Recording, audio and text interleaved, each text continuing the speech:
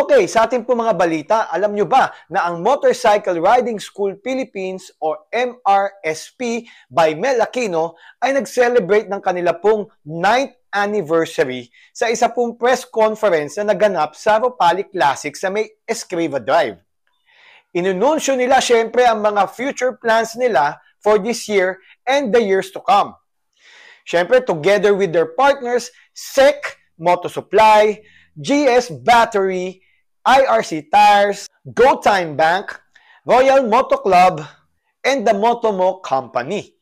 Kaya kung gusto nyo po matuto magmotor o ma-harness pa ang inyo pong riding, punta na po kayo sa MRSP. Kontakin nyo lang po sila Mel Aquino at matututo po kayo ng todo-todo sa tamang pagmumotor. At syempre, may mga family events din sila for the motorcycle community. Mag-i-enjoy po talaga kayong lahat. Another good one from Mr. Mel Aquino and his team.